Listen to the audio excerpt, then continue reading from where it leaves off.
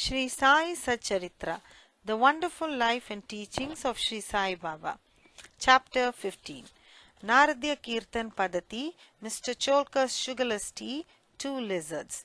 The readers may remember that mention was made in the 6th chapter regarding the Ramanavami festival in Shirdi, how the festival originated, and how in the early years there was great difficulty in getting a good Haridas for doing Kirtan on those occasions, and how Baba permanently entrusted this function of Kirtan to Das Ganu, and how he has been doing it successfully ever since.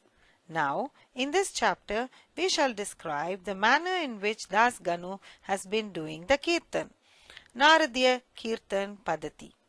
Generally, a Haridas, while doing the Kirtan, wear a gala and full dress. They put on a head dress, either a peta or a turban, a long flowing coat with a shirt inside, an uparani or short dhotar on the shoulders, and the usual long dhotar from the waist below. After dressing himself in this fashion for some Kirtan in the Shirdi village, Das Ganu once went to Baba for prostrating before him. Baba asked him, "Well, bridegroom, where are you going dressed so beautifully like this?" "For doing a Kirtan," came the reply. Then Baba said, "Why do you want all this paraphernalia, coat, uparani, and peta, etc.? Lay off all that before me. Why wear them on the body?" Das Ganu immediately took them off and placed them at Baba's feet. Thenceforth, Das Ganu never wore these things while doing the Kirtan.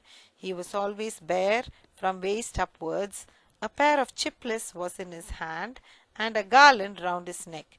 This is not in consonance with the practice generally followed by all the Haridas, but this is the best and the purest method.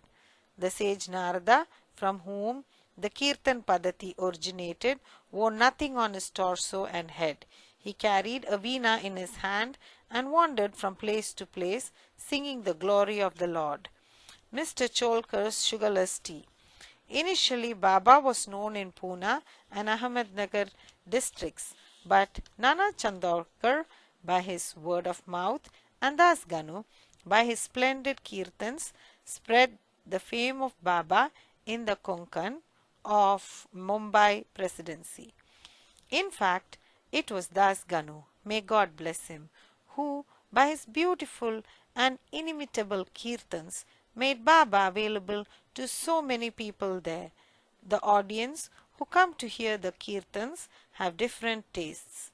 Some like the erudition or learning of the Haridas, some his gestures, some his singing, some his wit and humor, some his preliminary dissertation on Vedanta, and some his main theme, and so on.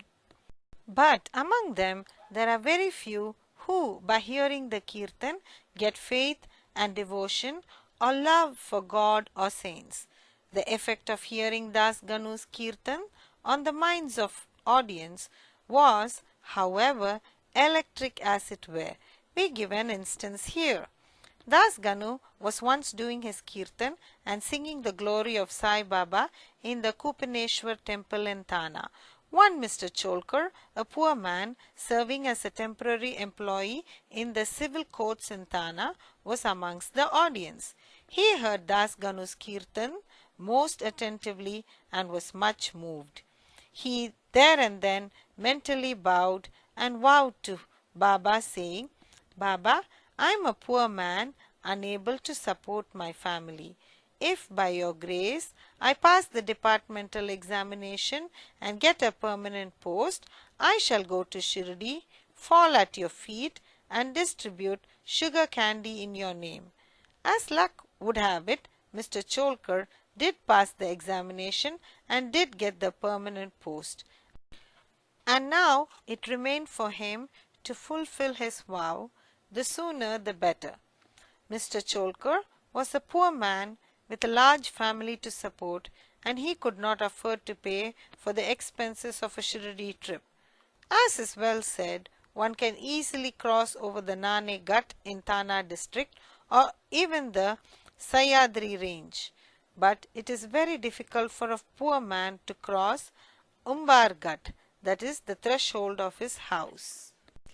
As Mr. Cholkar was anxious to fulfill his vow as early as possible, he resolved to cut down his expenses and save money.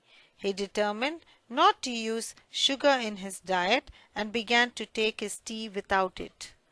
After he was able to save some money in this way, he came to Shirdi, took Baba's darshan, fell at his feet, offered a coconut, distributed it with a clean conscience along with sugar candy as per his vow, and said to Baba that he was much pleased with his darshan and that his desires were fulfilled that day. Mr. Cholkar was in the masjid with his host Bapu Sahib Jog. When the host and the guest both got up and were about to leave the masjid, Baba spoke to Jog as follows: "Give him, your guest, a cup of tea fully saturated with sugar." Hearing these significant words, Mr. Cholkar was much moved. He was wonderstruck. His eyes were bedewed with tears and he fell at Baba's feet again. Mr. Jog was also curious about this direction. Baba wanted by his words to create faith and devotion in Cholkar's mind. He hinted, as it were, that he got the sugar candy as per his vow and that he knew fully well his secret determination not to use sugar in his diet. Baba meant to say, "If you spread your palms with devotion before me, I am immediately with you, day and night. Though I am here physically, still I know what you do beyond the 7 seas. Go wherever you wish over the wide world. I am with you. My abode is in your heart and I am within you. Always worship me who is seated in your heart as well as in the hearts of all beings. Blessed and fortunate indeed is he who knows me thus." What a beautiful and important lesson Baba had thus imparted to Mr. Cholkar. 2 lizards. Now we close this chapter with a story of 2 little lizards. Once Baba was sitting in the masjid. A devotee sat in front of him when a lizard tick-ticked. Out of curiosity, the devotee asked Baba whether this tick-ticking of the lizard signified anything good or was it a bad omen. Baba said that the lizard was overjoyed as her sister from Aurangabad was coming to see her. The devotee sat silent, not making out the meaning of Baba's words. Immediately, a gentleman from Aurangabad came on horseback to see Baba.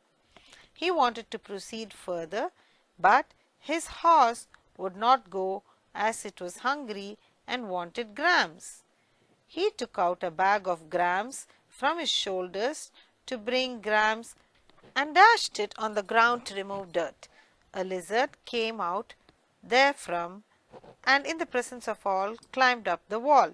Baba asked the questioner devotee to mark her well. She at once went, strutting to her sister.